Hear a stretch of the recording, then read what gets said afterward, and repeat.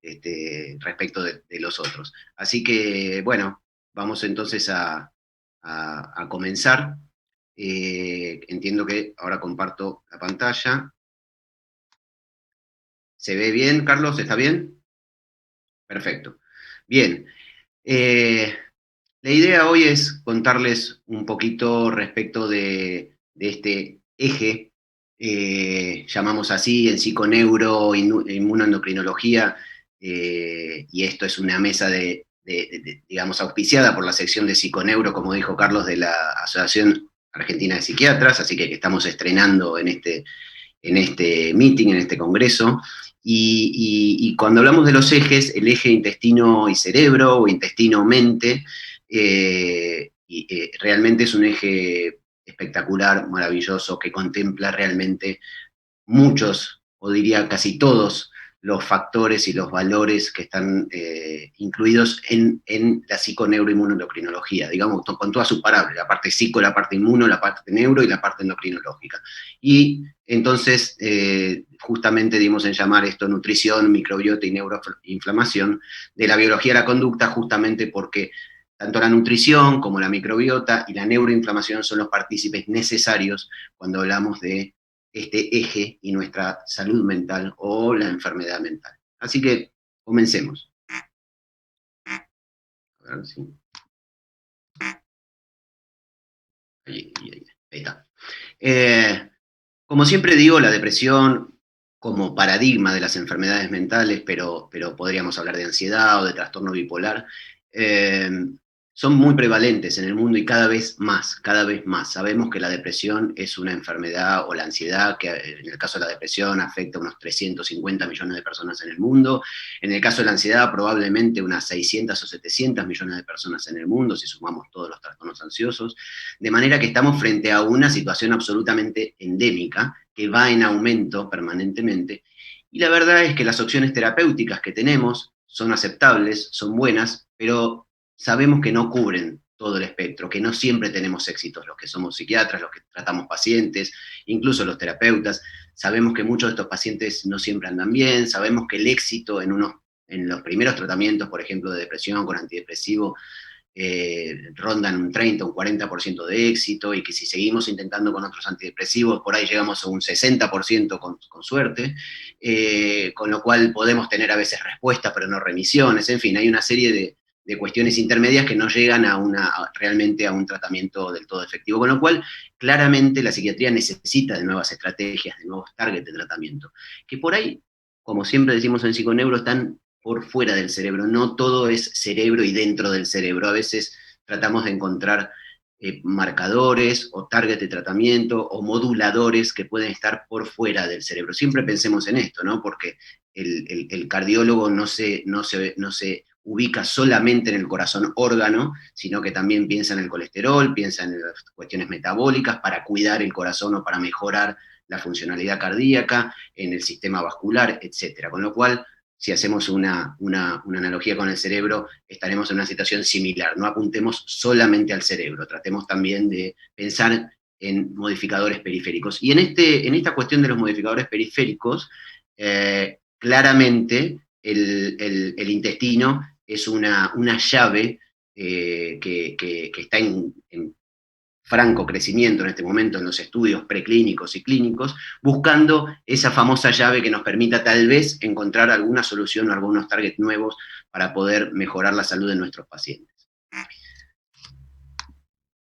Cuando hablamos de psiconeuro hablamos de una complejidad de cosas que ya ustedes seguramente conocen, porque Andrea López Mato, mi profesora, mi docente, mi jefa, mi amiga, se ha encargado durante muchos años de explicarnos a todos de qué se trata esto de la psiconeuro, y realmente es complejo porque tiene muchos ápices, pero si además de eso le sumamos la cuestión intestinal, realmente estamos hablando de una complejidad múltiple, realmente muy difícil. Pero bueno, vamos adelante, vamos a tratar de entender cómo se relaciona una cosa con otra, para poder también comprender cómo podemos actuar, tal vez para hacer parte de nuestros tratamientos, la modulación intestinal actuando sobre el sistema nervioso central. Inicialmente siempre me gusta mostrar que sabíamos empíricamente que las dietas y que alimentarnos mejor posiblemente nos mejoraba nuestro estado de salud general y también nuestra salud mental. Hoy sabemos que la dieta es un factor de riesgo modificable relacionado a la enfermedad mental. Por supuesto, ya sabíamos que era un factor de riesgo modificable con respecto a las enfermedades metabólicas, pero con respecto a la salud mental estábamos, o las enfermedades mentales, estábamos todavía un poco lentos con eso, y realmente eso tiene que ver con 3 estudios importantes que se desarrollaron. Uno es el estudio Smiles, el otro es el estudio Predimed y el otro es el estudio HealthyMed, que son estudios bastante recientes. El estudio Smiles, que es del 2017, es un estudio hecho en Australia por la doctora Yaka, que muestra una diferencia, es un estudio de dos poblaciones de mujeres, una sometida, dos poblaciones de mujeres con cuadros depresivos, una sometida a una parte, digamos, un grupo de mujeres, de estas mujeres sometidas a intervención dietaria, es decir, una dieta de tipo mediterránea, y otra sometidas a una especie de coaching social o de acompañamiento terapéutico durante 12 semanas, y en ese lapso se evidencia claramente que la intervención dietaria mejora su situación anímica respecto del otro grupo. Esto no nos dice nada de cómo lo hace, simplemente nos muestra que si aplicamos una dieta más sana, entonces vamos a tener más salud física y mental. El estudio Predimed, que Predimed es el abreviado prevención con dieta mediterránea, en realidad es un estudio hecho en el 2013 que está relacionada a enfermedades cardiovasculares y en tratamiento con dietas mediterráneas, pero que muestra que en un output secundario en este estudio, estos pacientes con enfermedad cardiovascular mejoran su situación, digamos, de depresión asociada a enfermedad cardiovascular. Y por último, el estudio HealthyMed, que también es un estudio más nuevo del 2019 y también es una intervención dietaria mediterránea para pacientes depresivos que muestran una mejoría sintomática cuando se someten a una intervención dietaria con un estilo de dieta mediterráneo. Después vamos a ver igual cuáles son las diferencias o qué es una dieta mediterránea, imagino que más o menos sabrán de qué se trata. Pero los mecanismos involucrados no son tan fáciles como una dieta simplemente, digamos. La dieta es una parte, y esto es lo empírico de lo que hablábamos, y cuando empezamos a ver un poco más con el microscopio nos encontramos que en el fondo de la cuestión, o ampliando un poco la cuestión, nos encontramos con un montón de mecanismos muchísimo más complejos que tienen que ver con esto de la microbiota intestinal, pero que además, a través de la microbiota intestinal, que es una especie de fábrica que produce, digamos, intermediarios o señalizaciones, se altera en más o en menos y se va modificando lo que llamamos estrés oxidativo, lo que llamamos neuroinflamación y lo que llamamos neuroplasticidad. Es decir, que en el overlapping de estas 5 cosas, de la dieta por sí misma, la neuroplasticidad, el estrés oxidativo y la neuroinflamación, a través de la microbiota intestinal es donde encontramos algunas posibilidades de modulación del sistema nervioso central. Vamos a ver algunos antecedentes a nivel, digamos, del estudio y de la historia de la microbiota o de la alimentación en sí con respecto a la salud. Ya 400 años antes de Cristo, Hipócrates, nuestro maestro de la medicina para todos los médicos luego de él, decía: todas las enfermedades comienzan en el intestino. Y además la otra frase famosa, sea el alimento tu medicina y la medicina tu alimento, es decir, que él ya relacionaba la cuestión intestinal con la cuestión de la salud y la cuestión del alimento con la cuestión de la salud. No hace específicamente una referencia a la salud mental, sino a la salud general. Este señor, mucho tiempo después, estamos hablando de 1650, 1660, este señor holandés, Anton von Leeuwenhoek, perdón la pronunciación, pero no sé holandés todavía, que ustedes pensarán habrá sido un investigador científico, habrá sido, no sé, un médico de la época o algo así. No, era un simple vendedor de telas holandés, pero tenía la particularidad de que tenía todos estos aparatillos, digamos, con ciertos lentes de aumento para poder ver la calidad de telas que vendía y que compraba, y de esa manera, y a través de una especie de espíritu investigador que tenía propiamente amateur, empezó a hacer unos microscopios caseros a través de los cuales empezó a ver diversos gérmenes en animales, en sí mismo, en su cavidad bucal, y empezó a encontrar gérmenes y a poder verlos. Así que a él le debemos las primeras observaciones microscópicas, las cuales llamó animálculos, y presentó esos trabajos además en la Sociedad Británica de Ciencias en 1680 y fue aceptada Así que a él debemos un poco el recorrido de la bacteriología o de la microbiología visual a través de la microscopía. Mucho tiempo después, ya 1880, esta persona que vemos abajo, no puedo decir el de barba porque en esa época todos estaban con barba, pero el más jovencito, es Robert Koch. Sabemos que Robert Koch fue quien de alguna manera terminó estableciendo a través de los principios de Koch, justamente, que bueno, que determinadas bacterias, descubrió el bacilo de la tuberculosis, el bacilo del anthrax, en fin, el vibrión colérico, de alguna manera empezó a unir gérmenes con enfermedades, que hasta ese momento no estaba tan claro, había la teoría higienista, que las enfermedades venían por la falta de limpieza de la propiedad, o falta de cloacas, o agua que no era potable, que en cierta forma era cierto, pero no estaba claro que determinado germen producía determinada enfermedad. Robert Koch fue justamente quien pudo aislar determinadas bacterias y pudo cultivarlas, y entonces pudo definir que si determinada bacteria estaba en la persona o en determinado animal, generaba determinada enfermedad.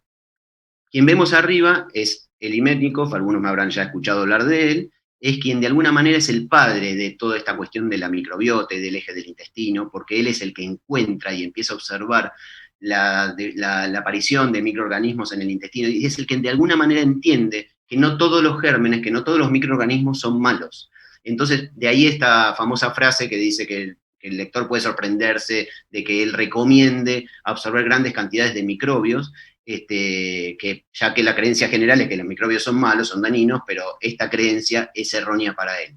Él gana el premio Nobel en 1908 porque descubre la fagocitosis en los macrófagos, tiene una gran pelea con otros científicos de la época, respecto de que algunos creían en la inmunidad humoral, y él empieza a hablar de la inmunidad innata, justamente de la fagocitosis, pero bueno, en 1908, junto en el Instituto Pasteur, logra ganar el premio Nobel por esta situación. Pero es interesante que él empieza a entender, de hecho se inocula él mismo el vibrión colérico, no se enferma, y se lo inocula a un colaborador y a otro colaborador, el tercer colaborador que se le inocula el vibrión colérico se enferma gravemente, y de esa manera él intenta demostrar que algunos nos enfermamos y otros no con el mismo vibrión colérico, y que eso a su vez depende de cuál es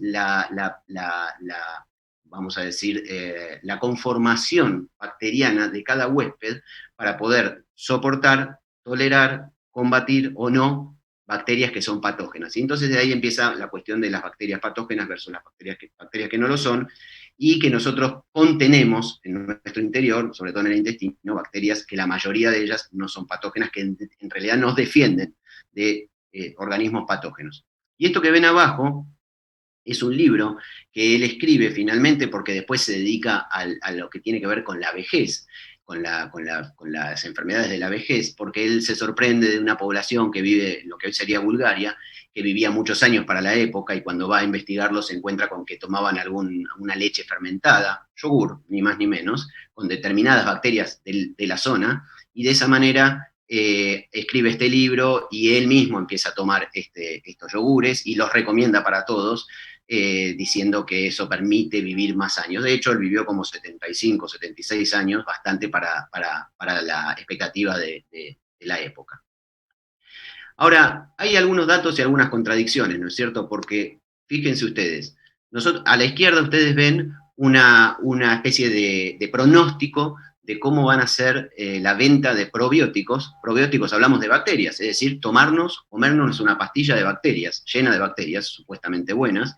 En los próximos 10 años, el aumento está medido en miles de millones de dólares, estamos hablando de un negocio de 5 o 6 mil millones de dólares, y fíjense que al mismo tiempo, no voy a hablarles del coronavirus, porque ya estamos todos cansados del tema, pero al mismo tiempo, más ahora todavía, estamos todos con el Lisoform, el desinfectante, el alcohol, y desinfectando los pisos. Entonces hay como una especie de contradicción, ¿no? Por fuera desinfectamos todo, por dentro nos llenamos de bacterias. Así que, en definitiva, hay algo ahí que no está del todo claro, pero desde ya les anticipo que es mucho más sano lo izquierdo que lo derecho. Lo derecho trae problemas. Ya sabemos las resistencias antibióticas y todos los problemas que tenemos con los antibióticos, pero cuando hablamos de cuestiones externas estamos en la misma situación. Chicos que se crían en ambientes lisoformeados, vamos a hacer este neologismo, efectivamente los estudios muestran que a mediano plazo empiezan a tener algunos problemas de salud. No necesariamente salud psíquica, pero sí salud física en cuanto hablamos de problemas como diabetes, alergias, cuadros asmáticos, etc. También tenemos que porque mucha gente dice, bueno, pero esto no está estudiado, esto es un poco tirado de los pelos. Bueno, la realidad es que hay un montón de evidencia preclínica que va avanzando hacia clínica, y esto es un gráfico de los estudios que se fueron haciendo en los últimos años. Fíjense que en los últimos 7, 8 años, que son los momentos en los que realmente la investigación sobre microbiota ha avanzado muchísimo, lo que ha ocurrido, ¿no? El aumento sobre microbiota específicamente, aunque este gráfico está hecho para probióticos, ha aumentado en forma exponencial. Y esto tiene que ver básicamente con que efectivamente la microbiota es un target terapéutico, no solamente para depresión o para enfermedades psiquiátricas, sino para un montón de otras enfermedades, y cada vez más cerca de tener resultados clínicos. Hace poco me contó un colega, un amigo, que en el Congreso de Demencias, una de las charlas dadas por uno de los colegas norteamericanos más renombrados en el terreno de la demencia, se trataba específicamente de tratamientos de demencia con manipulación de la microbiota. Efectivamente, la microbiota y las demencias tienen una vinculación importante y aparentemente un resultado en el tratamiento bastante satisfactorio, o por lo menos promisorio. Una pregunta que siempre hago: ¿cuán humanos somos o cuán humanos creemos que somos? Y la verdad es que poco. En términos genéticos, y hablemos en términos genéticos, no celulares, porque la cuestión celular va cambiando, pero en términos genéticos, somos 99% bacterias o microorganismos y 1% humanos. Tenemos 23.000 genes humanos y aproximadamente 3 millones de genes entre bacterianos, virus, arqueas, hongos, etc. 3 millones versus 23.000. Es decir que la verdad es que somos bastante poco humanos en términos genéticos. Estamos poblados por miríadas de microorganismos.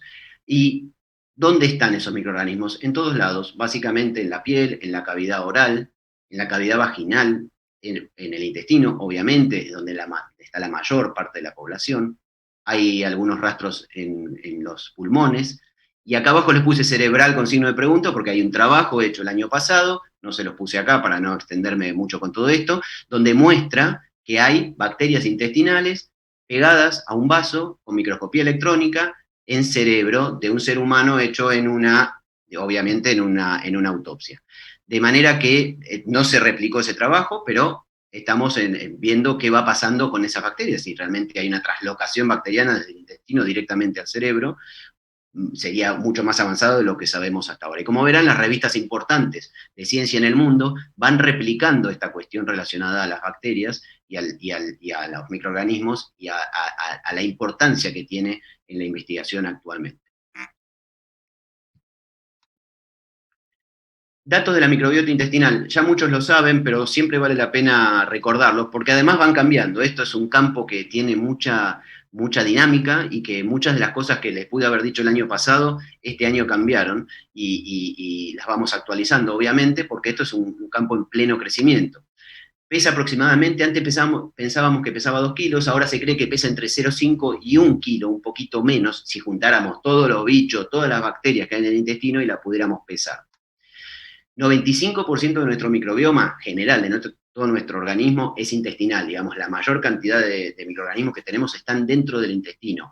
Cuando digo intestino me refiero, hay una parte menor en estómago, algo en duodeno, yeyuno un poco más, ilion mucho y colon muchísimo. La mayor cantidad está en la parte proximal del colon, pero va en aumento desde estómago hacia colon. Pues es una pregunta que siempre me hacen: ¿pero dónde está? ¿En intestino grueso, en intestino delgado? Bueno, a lo largo del todo el sistema digestivo. Y por supuesto son bacterias distintas. Tenemos en el tracto gastrointestinal aproximadamente 100 trillones de bacterias.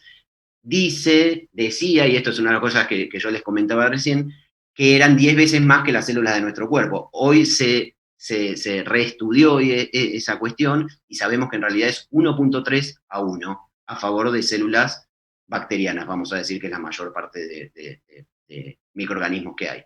1.3 a 1. Sin embargo, recuerden que el material genético es 99% a 1.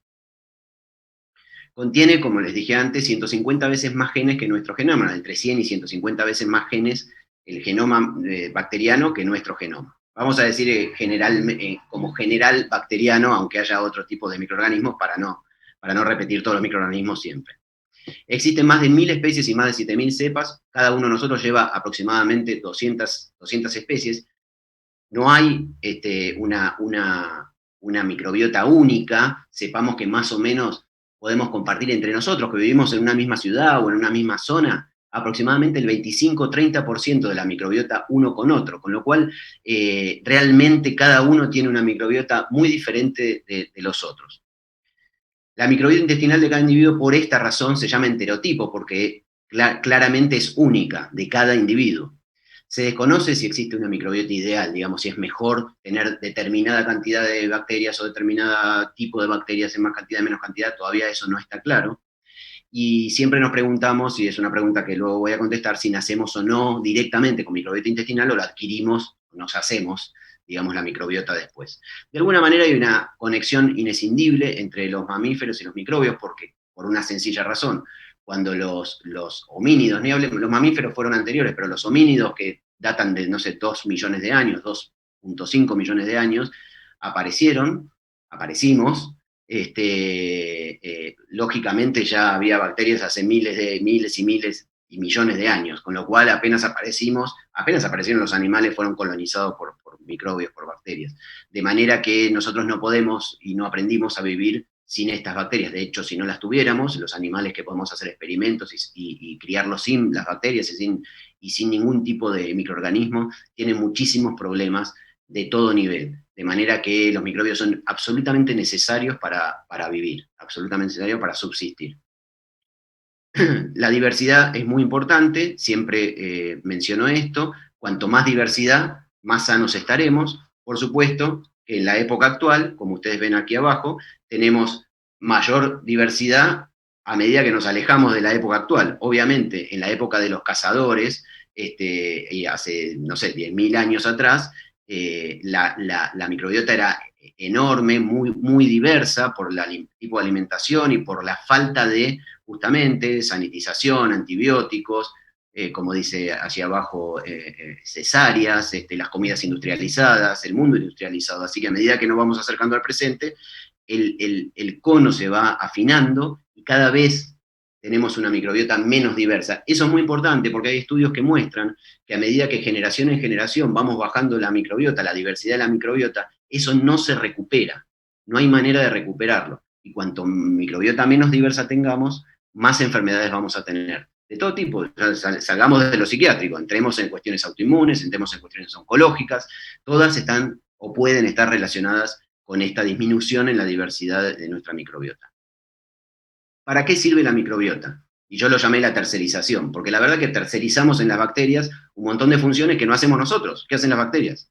Una de ellas es el desarrollo de la inmunidad innata y adquirida. Claramente, las bacterias son las encargadas de que desarrollemos la inmunidad, porque el 70% aproximadamente de nuestro sistema inmunitario está pegado al epitelio intestinal, con lo cual ese contacto, ese juego que hay entre bacterias intestinales y sistema inmunitario es absolutamente necesario para que las bacterias se entrenen en conocer nuevas bacterias, en conocer nuevos virus, arqueas o lo que sea, y poder desarrollar inmunidad innata, claramente, y también inmunidad adquirida. ¿Por qué? Porque en esa línea que está por detrás del epitelio hay todo un desarrollo inmunitario que se llama GALT, no importa ahora desarrollar eso, pero que tiene un montón de linfocitos T, linfocitos B que producen anticuerpos, células dendríticas que son presentadoras de antígeno, producción de citoquinas, en fin, hay todo un mundo inmunológico por detrás de la línea epitelial del intestino. Por supuesto, eso nos protege contra patógenos, procesa los nutrientes de la dieta, es importante, siempre digo lo mismo, antes era el primer paso hepático, ahora tenemos el primer paso de la microbiota, porque antes que el primer paso hepático está la microbiota, así que no podemos dejar de pensar en eso. De hecho, hay muchos estudios sobre medicamentos y microbiota, es decir, cómo se metabolizan los medicamentos según el tipo de microbiota que tengamos, la metabolización de algunas drogas, la influencia en la absorción y distribución de la grasa corporal, hay todo un trabajo y un área de trabajo y de laburo sobre obesidad y microbiota. De hecho, hay estudios en gemelos univitelinos que tienen la misma condición genética, donde un gemelo pesa 30 kilos más que el otro, y no se puede explicar por ahí genéticamente, y sí, ante cambios de la microbiota se puede entender, incluso corregir esas diferencias en cuanto a la distribución de grasa corporal. Y también la síntesis de neurotransmisores que las mismas bacterias pueden sintetizar determinada cantidad de neurotransmisores. Cada bacteria están identificadas con algún neurotransmisor, no importa ahora cuál es cuál, porque es mucho detalle, pero bueno, pueden sintetizar serotonina, noradrenalina, dopamina. No está del todo claro si esos neurotransmisores llegan al sistema nervioso central, pero sí sabemos que pueden actuar a nivel, por lo menos a nivel local. Hay muchas enfermedades, como les decía antes, relacionadas al eje microbiota, a la microbiota en sí mismo, e incluso a la microbiota y al eje microbiota, ya vamos a llamar eje microbiota cerebro, pero los locales, enfermedad inflamatoria intestinal, la obesidad, las intolerancias y las alergias, el hígado graso que vemos aquí abajo, hay todo un área que trabaja sobre hígado graso y manejo de microbiota, con muy buenos resultados, es decir, con un cambio de microbiota, el hígado graso que ustedes saben no tiene tratamiento y que evoluciona a cirrosis si no se trata, hay una reversión en cuadros de hígado graso, mucho avance en Parkinson, mucho avance en autismo, como les dije antes, en demencias, específicamente en Alzheimer, hay menos depósito o bloqueo de depósito de amiloide con el uso de determinadas bacterias a nivel intestinal, es toda una rama de estudio muy interesante, y también, por supuesto, en enfermedades psiquiátricas como depresión y ansiedad, sobre todo, aunque también hay trabajo, por ejemplo, en esquizofrenia.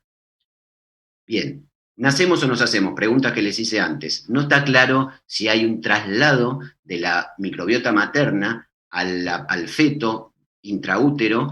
Se supone por algunos estudios que se hicieron que sí, pero no está claro cómo es que se transfiere esta microbiota sin que hubiera, por supuesto, un cuadro séptico, porque cómo pasa del intestino de la madre al feto.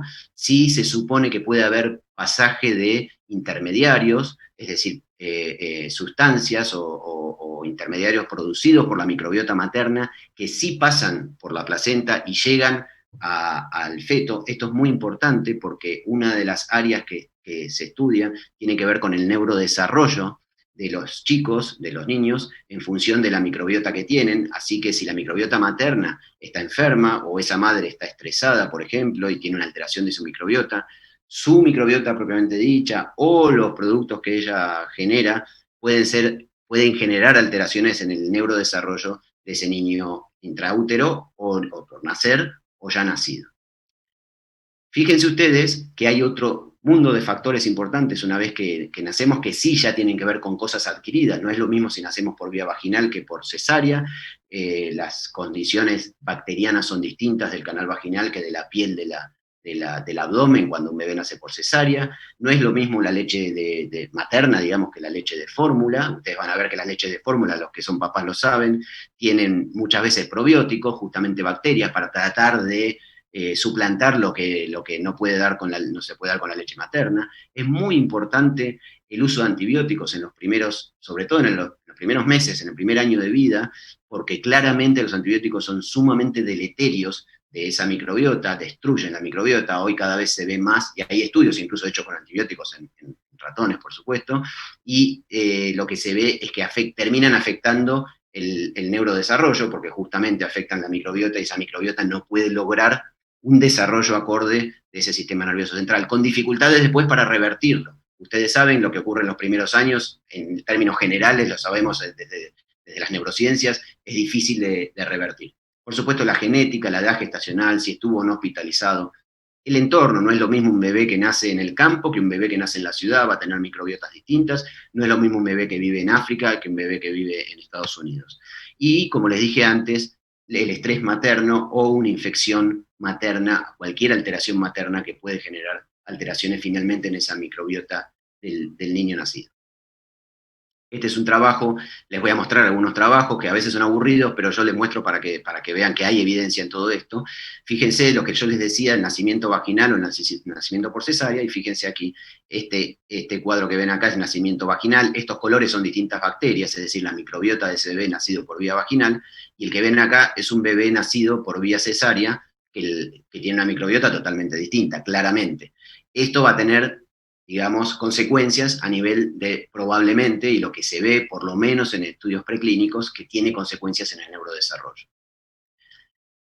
Otro estudio importante que muestra, no necesariamente relacionados, es decir, no tenemos que pensar que esto es efectivamente así, que porque tenemos más microbiota, entonces tenemos más pruning o menos pruning, o más dendritas o menos dendritas, y que entonces además se produce el autismo o se produce la esquizofrenia. Esto simplemente es un paralelismo de hechos descriptivamente, pero que es bastante llamativo, en el cual se ve un aumento de la microbiota, que va aumentando hacia la adultez y que por supuesto en la vejez también empieza a disminuir, homologándolo con el desarrollo neuronal a lo largo de la vida, con la densidad sináptica, que también sabemos que es muy importante, y a su vez con cuestiones relacionadas a la migración neuronal y la aparición en el naranja de determinadas enfermedades a determinadas edades. Así que esto que es de 2014, hay otro trabajo también muy bueno que es del 2019, que refiere a algo muy parecido, del mismo grupo, muestra que que lo que buscan es encontrar una correlación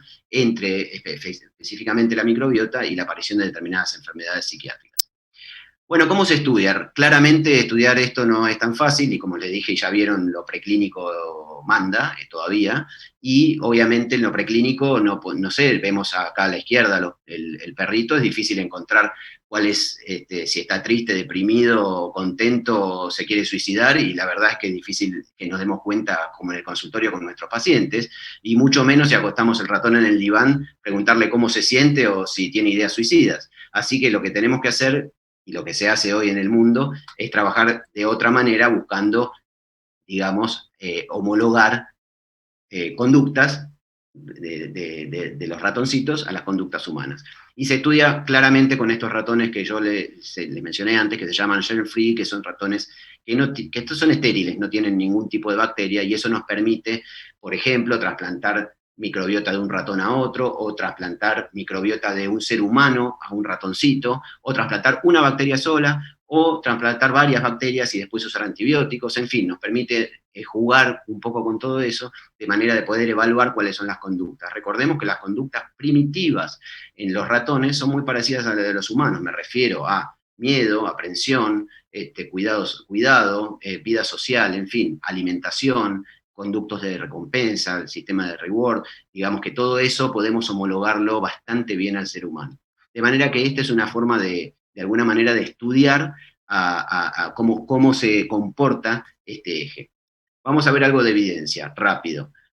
Esta es una evidencia muy importante en la cual en el 2011 se pasa la microbiota de un ratoncito que ustedes ven acá, un poquito introvertido, digamos un ratoncito deprimido, a un ratoncito extrovertido, germ-free, es decir, un ratoncito que no tiene ninguna bacteria en su interior, y se le hace un trasplante, digamos, de microbiota, y ese ratoncito que estaba un poquito extrovertido se deprime. Con lo cual lo que acá vemos es que pudimos trasplantar el fenotipo, es decir, la depresión, trasplantando la microbiota. Esto fue bisagra porque esto empezó a mostrar que realmente pasando la microbiota o determinadas bacterias podíamos cambiar la conducta, en este caso de un animal.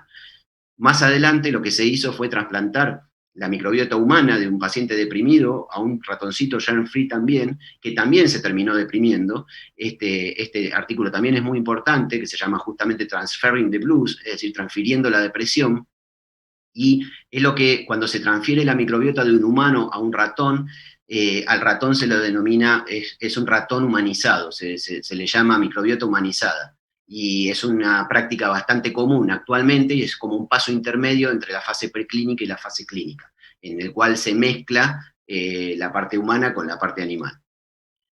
Otro estudio, el 2015, en donde ya se ven alteraciones en la microbiota fecal en pacientes que tienen trastorno depresivo. Esto no marca una relación causal directa, pero por lo menos marca que los pacientes en este trabajo, que los pacientes que tienen depresión se diferencian en la microbiota de los pacientes que no la tienen, por lo menos es lo que muestra este trabajo. Otro trabajo del 2010, también importante porque es el primer trabajo que muestra dos cepas de una lactobacilo y una bifidobacteria, que muestran cómo estas dos cepas producen alteraciones, cambios positivos en ansiedad y depresión, primero en ratas, homologándolo en ratas, y después en seres humanos. Así que Esto es importante y después les voy a explicar por qué, porque hay un producto actual que tiene estas dos cepas y que es uno de los más utilizados cuando uno trata de manejarse con pacientes en depresión. Otro trabajo muy sencillo que hicieron los japoneses, juntaron a dos grupos de estudiantes que iban a rendir un examen, estudiantes universitarios, los exponen obviamente al estrés académico de rendir un examen, a un grupo le dan un yogur, que era el Yakult que teníamos acá, y a otro le dan un placebo, y entonces les miden algunas cosas, entre otras el cortisol salivar, un día antes del examen, fíjense. Acá tenemos la curva, el puntito negro es el grupo placebo, el puntito blanco es el grupo que estaba con el yogur. De manera que ahí vemos esa diferencia que parece chiquita, es estadísticamente significativa y muestra que Mami, tenés 9 minutos. okay, efectivamente el, digamos, el cortisol es menor en aquellos que, bueno, que tomaron el yogur, con lo cual se estresarían menos.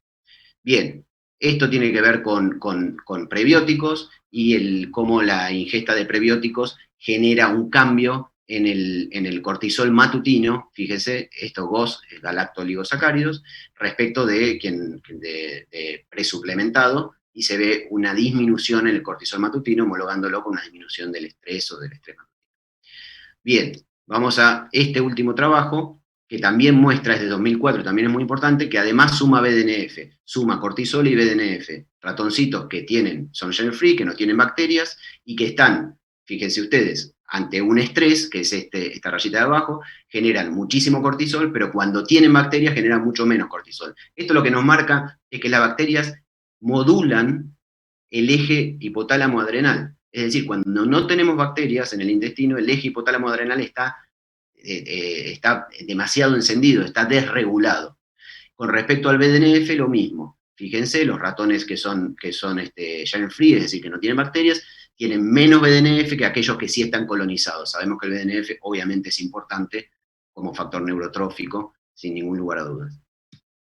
Y este trabajo, también muy interesante, muestra, fíjense ustedes, 2016, diferencias, ya mucho más complejo, diferencias entre ratoncitos germ-free y ratoncitos colonizados en distintas áreas de las neuronas piramidales de la amígdala y también neuronas del hipocampo. ¿Sí? Es decir, que se ven diferencias cuando un ratoncito está colonizado y cuando no. Esto todavía no está claro para qué puede servir, pero evidentemente esas diferencias van a tener alguna consecuencia. Último trabajo que les quiero mostrar, respecto de este trabajo de Tillich de 2013 y Meyer, lo que muestra es muy sencillo, juntaron a dos grupos de mujeres, tres grupos, perdón, una no ingirieron nada de control, el otro grupo ingirió una leche no fermentada y el último grupo una leche fermentada durante algunas semanas y le fueron mostrando distintas imágenes de caras de susto, y lo que ven en las personas, en las mujeres que consumieron la leche fermentada, es que la reactividad cerebral fue cada vez menor a medida que pasaba el tiempo. Es decir, que este es el primer estudio en imágenes que logra mostrar una correlación entre el uso de bacterias y la disminución en la reactividad cerebral o la disminución de alarma frente a algún tipo de situación estresante.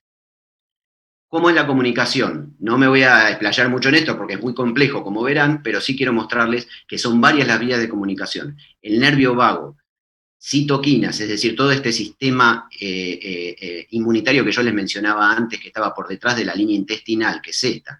Estos cositos de acá serían las bacterias. Discúlpenme, esto es un dibujo mío, así que perdón por la calidad. La relación a través de ciertas hormonas, porque las células del intestino tienen un sistema enteroendocrino que pueden liberar distintas hormonas, entre ellas CRH, que puede después estimular el eje hipotálamo hipoficiario adrenal. Los ácidos grasos de cadena corta, neurotransmisores como les mencioné antes, los ácidos grasos de cadena corta son muy importantes, son resultado de la metabolización de fibra, de una dieta sana, de una dieta con fibras, que nos permite que se unan más las células del epitelio intestinal y se unan más las células de la barrera hematoencefálica para evitar permeabilidad, tanto en el intestino como en la barrera hematoencefálica, que es esto que se ve de este lado. Esto es un intestino permeable, lo que llamamos leaky gut, y esto es una barrera hematoencefálica permeable. Cuando esto ocurre, por diversas razones que pueden tener que ver con una disbiosis, con una alteración de las bacterias, con una alteración de la dieta, etc., una de las cosas que pasa es que se traslocan determinadas sustancias derivadas de las bacterias y generan un cuadro absolutamente inflamatorio, que terminan en lo que llamamos neuroinflamación, y que es mi idea, y la de muchos otros, que este cuadro de neuroinflamación muy complejo es responsable de la iniciación y la perpetuación de distintas enfermedades neuropsiquiátricas.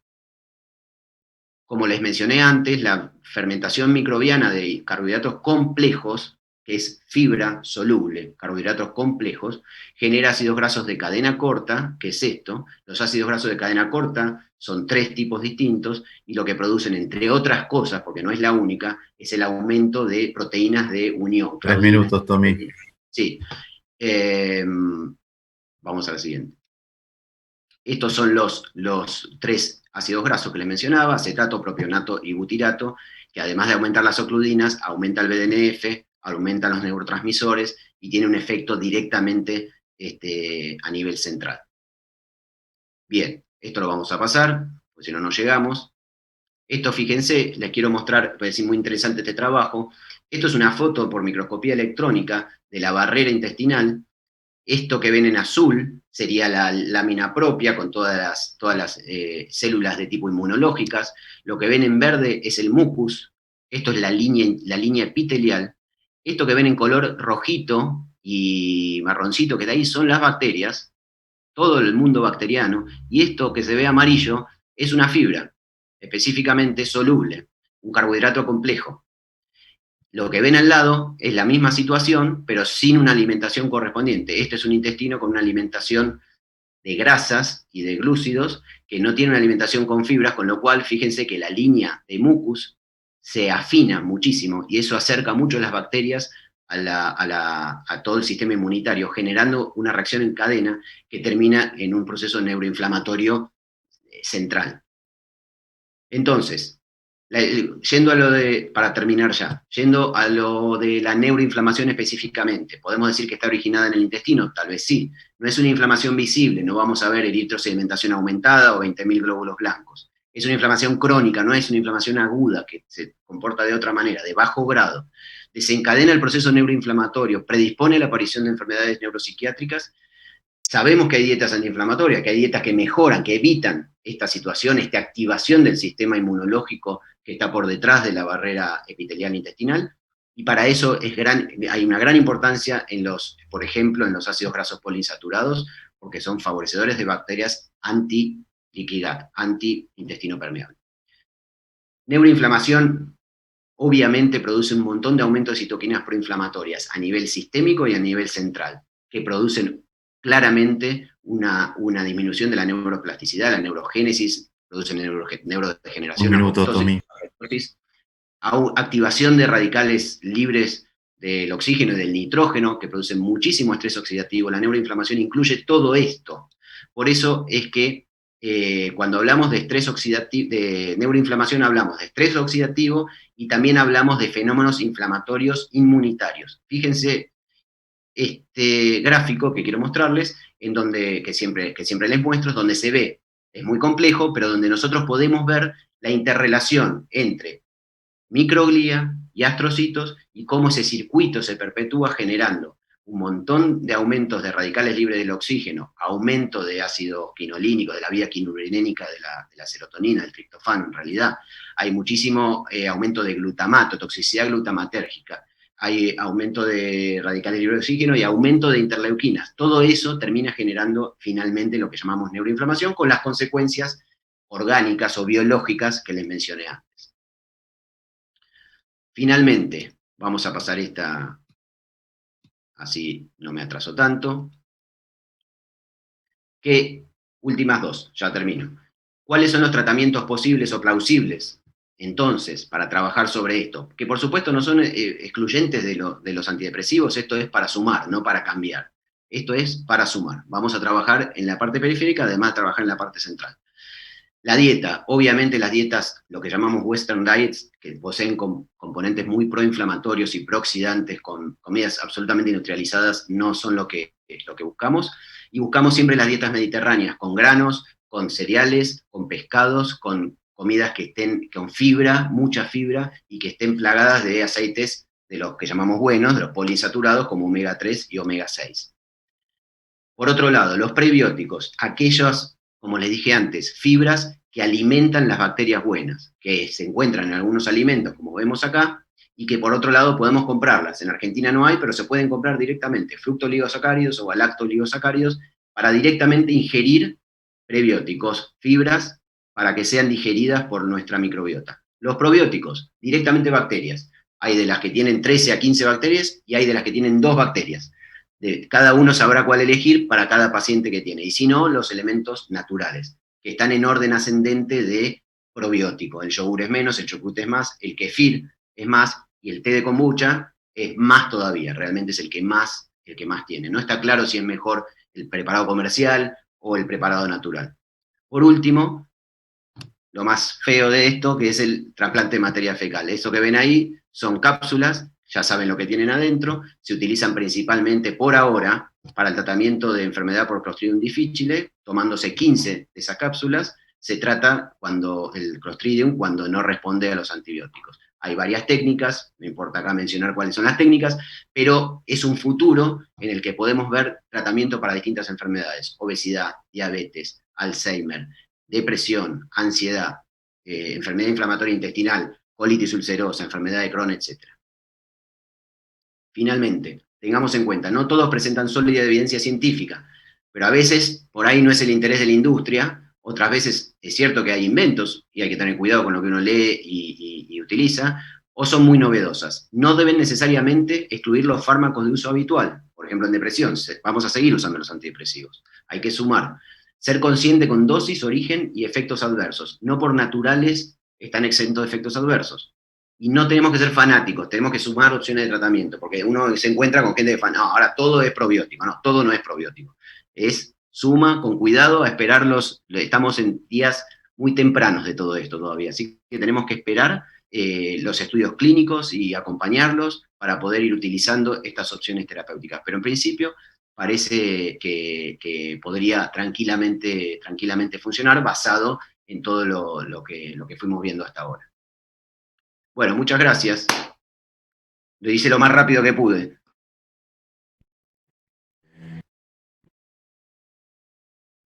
Genial, Tommy. Bueno, hay 3 preguntas en el foro, si después Dale. las querés contestar en forma personal, porque la verdad que nos quedamos cortos de tiempo. Esto de las transmisiones online es Bueno, no sé ni qué hora es. más tirano que lo presencial y hay que dar Bien, lugar no hay problema, no hay problema. a preparar la clase, la charla de la apertura con el número musical. Te Bueno, queremos agradecer. perdón, antes que cierres. Ahí está mi mail. Quiero simplemente dejar esto, que cualquier pregunta, lo que necesiten, me escriben ahí, no tengo ningún problema. Y quedan todos invitados los que están escuchando y los que quieran comentarles al capítulo, a la sección de psiconeuro de la AP, donde tratamos estas y muchas otras cosas. Bueno, están invitados, simplemente me escriben un mail y empezamos a trabajar. Gracias. El chivo tiene otro precio. ¿Eso no salió? No, no salió.